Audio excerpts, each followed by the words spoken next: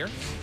John, thanks. 33 minutes past the hour. The recent economic slump has pushed down prices in almost every sector, except one, perhaps, higher education. And families are certainly feeling it. Tuition and fees at private four-year schools rose 4.5% this year to $26,000 per year, while tuition at public universities rose 6%, topping $7,000 a year if you live in-state and $18,000 a year if you live out of state.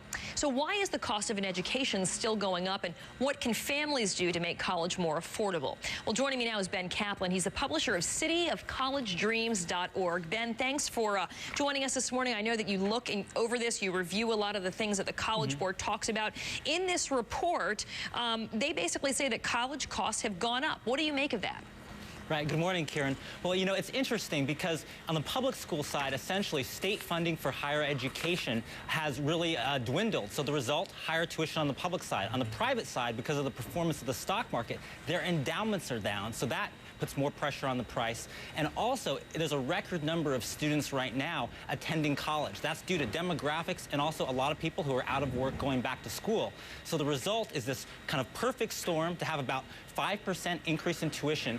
And the one silver lining in all of this is it's not 8%, it's not 9%. Those are statistics we saw just a few years ago. So it is an increase, but there are some things you can do. And the other interesting fact with all of this is the impact on financial aid. About 9 out of 10 schools right now are reporting an increase in financial aid applications. Yeah, the Department of Ed saying 9 million students applied for financial aid this year alone. But, you know, there's a reason why when you look at these numbers. According to the Chronicle for Higher Education, 58 colleges and universities are charging more than 50 grand a year. And that includes room and board, schools like NYU, Columbia, Vanderbilt. That number is jaw-dropping for the average family. I mean, they want their kids to be able to get a great education, but how the heck can most people afford this?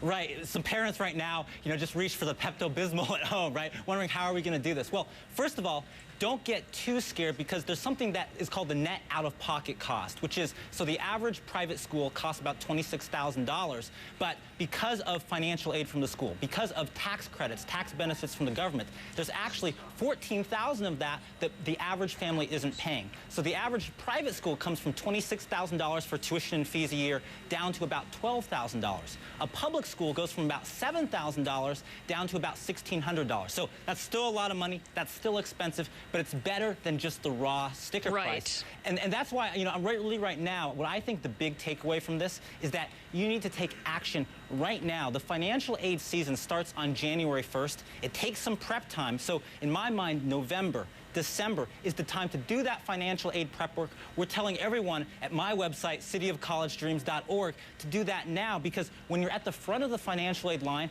colleges have a lot more flexibility to give you more money. And also, here's the other surprising thing.